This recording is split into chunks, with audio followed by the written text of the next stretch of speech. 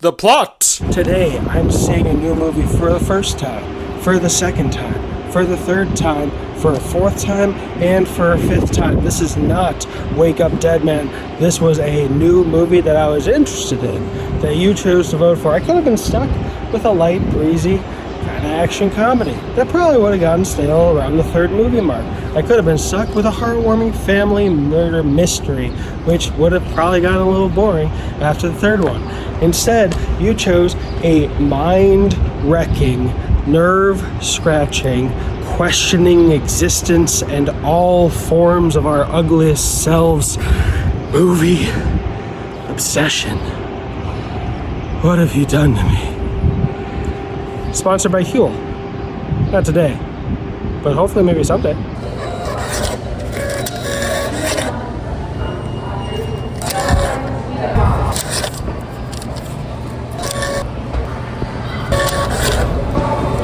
I have actually done 21 days of a meal replacement bottle like this before, and I've never tried Huel. So, honest reaction. Son of a bitch. I'm in. Seriously, Huel. Fun 2 Guinness World Records. Now, from one obsession to another. I'm gonna get fluent in this movie's quotes by the end of the day. Oh, the Divvy bike's still here. It was bad. It was so fucking weird. Alright, let's go.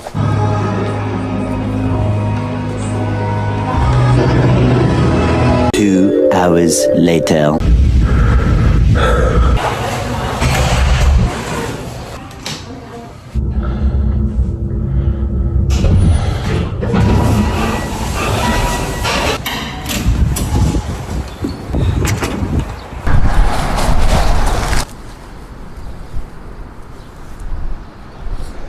Unfortunately, it is everything I thought it could be. It was as bone-scratchingly, brain-hauntingly, nerve-twistingly amazing as I predicted and hoped it would have been and wanted it to be under the normal circumstance of I can now process all these emotions and go home. But unfortunately, there's no turning around.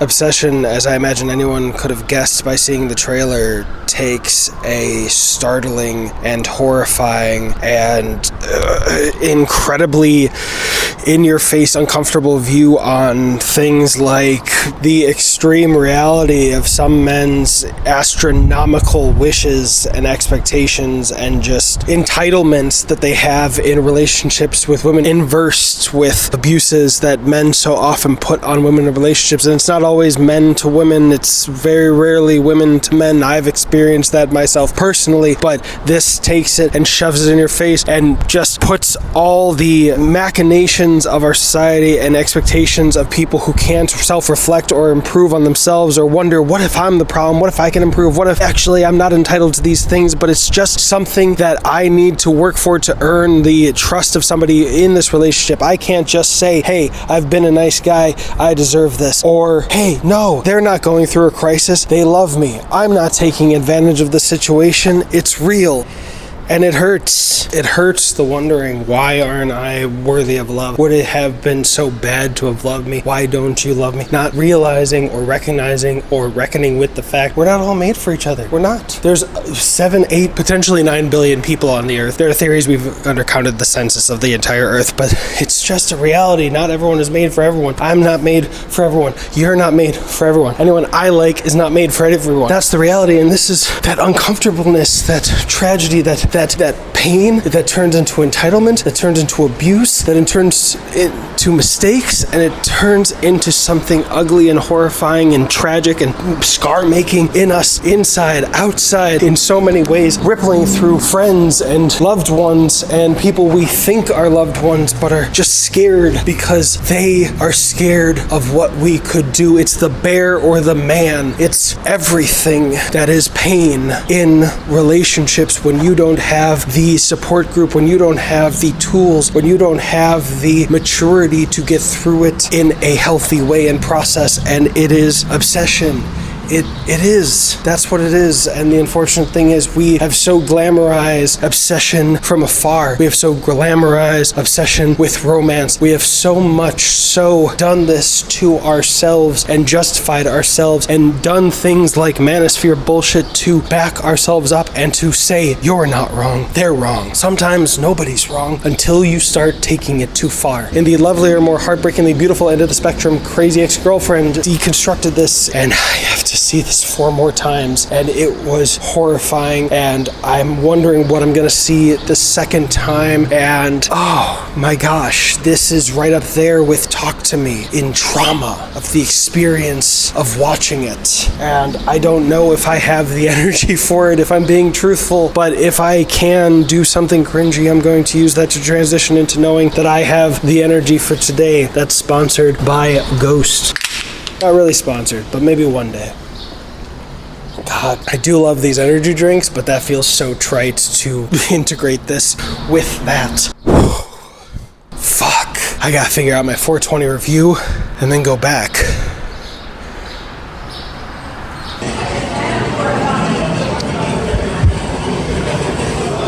Two hours later. I can't really turn around now, can I? This movie on a second watch, obviously knowing certain things, it can be experienced to a less dramatic level, but it still gets so many moments. There are moments that I forgot, like I knew something was coming, but I forgot just exactly what it was, and there were moments that I knew were coming the entire time, and it just fucking hurt to see. And as we go on in this video, there's going to be more and more spoilers, but a couple other elements that hadn't been front of mind, that were other levels and elements they used and incorporated. Look, I'm going to say, because it's obvious, he is at fault for all of this, but I love that it turns it on him so that he has to be the victim of his own choice so often, because I think we know normally he would be the abuser 100% and she would be the one being the victim 100% of the time, and she is, but her actions turn that on him and have him feel everything that a victim would, and using elements like ignoring red flags, putting your feelings second, your tragedies second, to comparably smaller inconveniences or oh no's, and it's nothing that she ever asked him to do. It's just something that is the instinct of him. I've been that before. I've thought I should be the white knight. I need to take this hit so that I can do right by them. Even when I knew someone was going to break up with me, or I thought they were, and they asked me if I loved them, and I did, and I said I don't know because I thought they were going to break up with me no matter what. I want to make it easier on them. Turns out if I had said that I loved them, they would not have broken up with me. But there are other things that proved to me later that that relationship would not have lasted the test of time anyway, and that I needed to have better standards for myself with that. But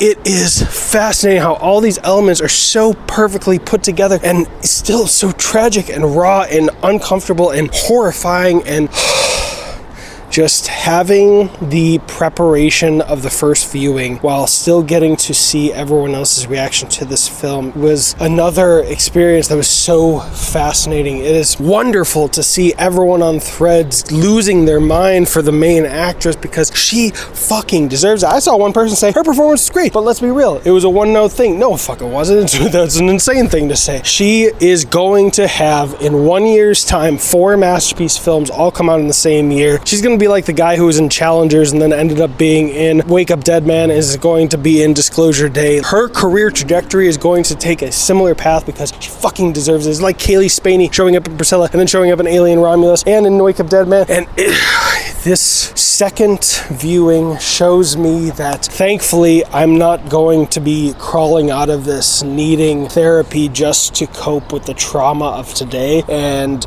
what I'm getting to experience again and again is just masterpiece filmmaking, masterpiece writing, masterpiece acting, masterpiece lighting, masterpiece music, masterpiece cinematography. The fact that they so often have her backlit so that she is dark and makes it riveting every single time. Even the part where she has the red dress on and she's outside the door at his unit, his apartment, and you can see the double lights in her eyes. I don't know how they did that. Did they shoot it lighter and then darken it minute in post did they just do that on the day? It is some cinematography that I've never seen before in certain moments. And gosh, how they use certain frame rates. They had her animated on 2s or something similar for a portion, or going backwards. I know they must have filmed her going forward like this, but had it in reverse. Like, I'm gonna edit this in the video so that you can see what it looks like. Obviously, this is a facsimile that doesn't live up to the standards of the actual scene, the actual acting, the actual moment in the film, but just to give you an idea of the moment I'm talking about.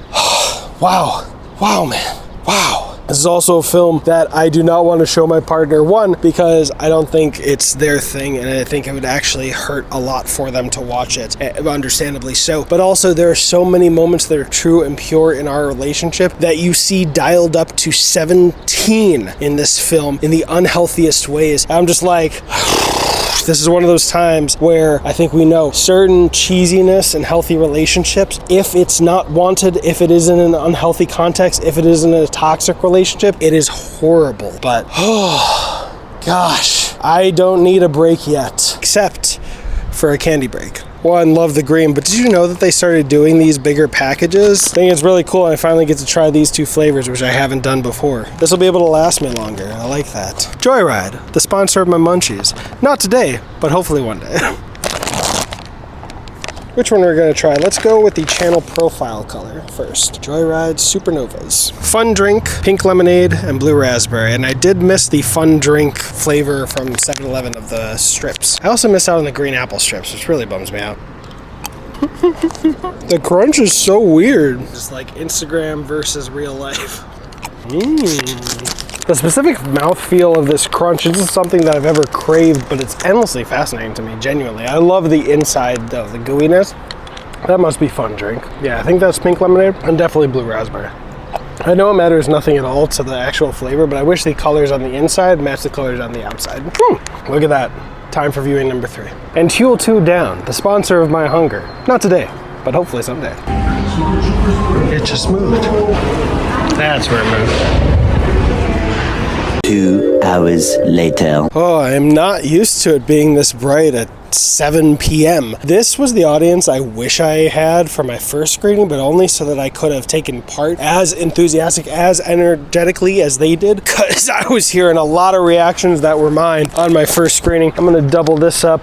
Joyride, the sponsor of my munchies. Not today, but one day, hopefully, to say this is the darkest Ruby Sparks. But wow, there's not a moment that is arising in the viewings where I'm like, oh, that's a flaw, because there is no flaw. The one thing I was thinking extra, God, I love those chewy bits. I'm gonna hold off a little bit until after this next part. Ooh, though, that had better flavor than the last one. I like it. The berry mix is very good. Someone asked, who's the true antagonist of the film? And one person tried to correct her of like assuming that Bear was the answer and saying, you're asking the villains, not antagonists, which definitely was a bit mansplaining because I saw someone else respond, Ian. She was like, you get a second date, but let me correct these other things that you said about him, and you know, there's some flaws in your defense of his actions, and just made me look at the characters and see who's actually acted horribly, because one person said Sarah was the only innocent one, and I fully disagree. Nikki was wonderful for the 10 minutes we got her until she became possessed by the wish. She was never disrespectful. She was open to being there for him. She was playful. She was assumptive of him as a friend. You know, she was wrong about some stuff, didn't realize something as Sandy in the beginning happened, but that wasn't her walking over him. She wanted to hear him. She said, oh wait, you were saying something, after he got interrupted twice by the bartender, after he got interrupted by Ian. So she was being a great friend, and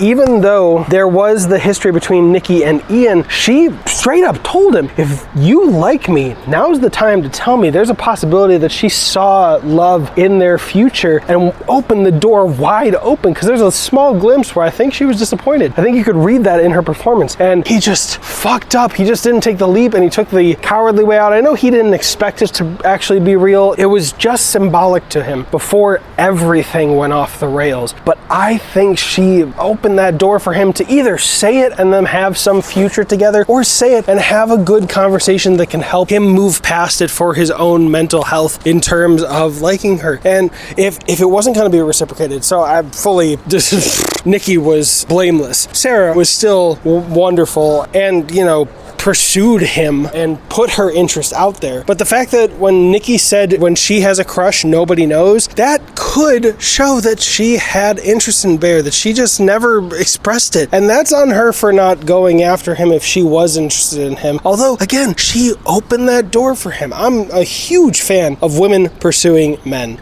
Just say it. Just let it out there. Go for it. I have felt nothing but compassion for the people in my life who in recent years expressed interest, whether I was receptive to it or not, whether I thought we could make a good pair or not. I respected the hell out of them for doing that. I won't pretend that was always the case. I was very immature and young and became an ego boost and I became insufferable sometimes, but ultimately just fucking go for it. And God, this was a great audience. This is still a great movie. It is flawless. It is perfect. It is divine. It is ayahuasca as I've been rating it through all of them, but it is so much in a perfect way, and it is an intense fucking roller coaster. It's a nightmare house of terrors. That's what it is. All right, let's see these flavors. Strawberry, I think that's this one, or this is berry cherry. They don't have the designs and the names in synchronized order, clearly with grape being in the middle, but it being down here. No, this is either strawberry or cherry berry. I think that's strawberry, but it's so subtle. That doesn't punch my taste buds to let me know, hey, strawberry. Grape. This is a higher numerical count of supernovas than the first bag. I like a mouthful of those balls. Time to charge up the phone for a numero dos time before screening numero quattro. It's not a silver date, it's a copper date.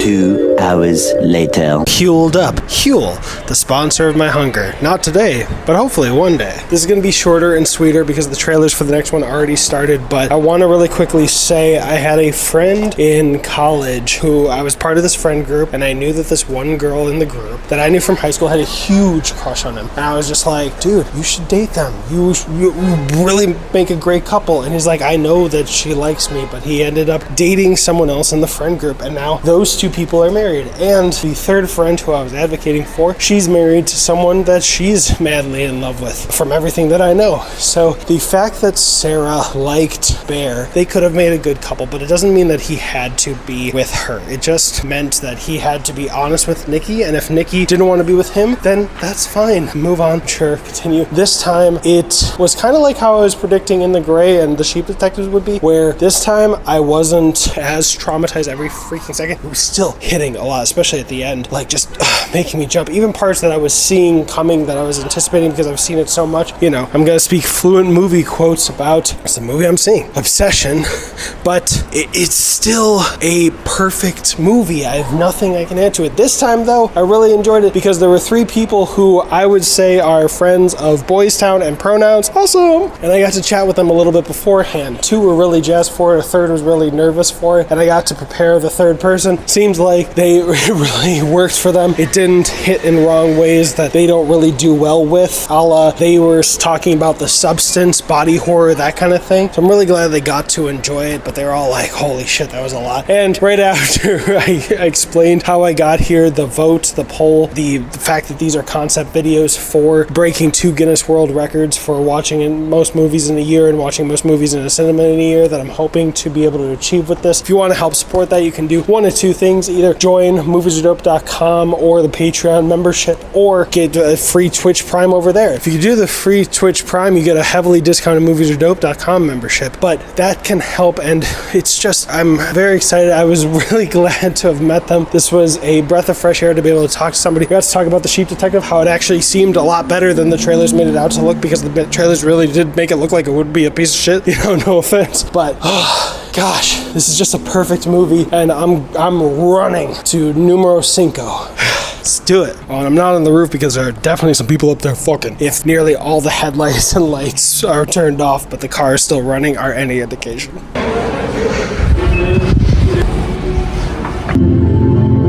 Made it! 2 hours later.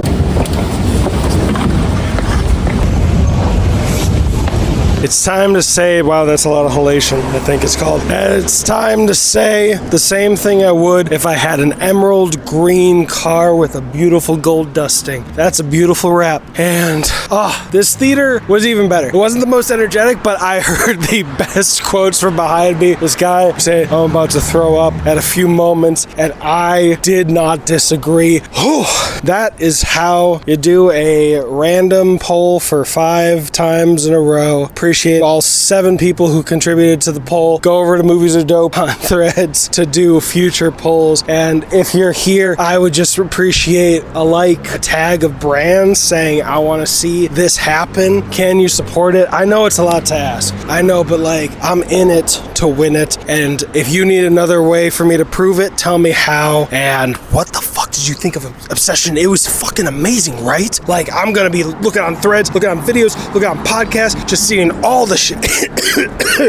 Well, that was a beautiful movie, the dopest. And now it's time to cue the dopest people. Bunny. I'm living in a movie, there's a scene you gotta jump. I got my people at the viewing who all knew me selling tickets. Yeah, they're talking about the beauty. I see Scorsese outside saying this isn't cinema. Free man, I ain't doing shit tomorrow, I don't need plans. I'll be kicking it till April off for $3 grand. I don't even need the money, I just need fans. I just need fans.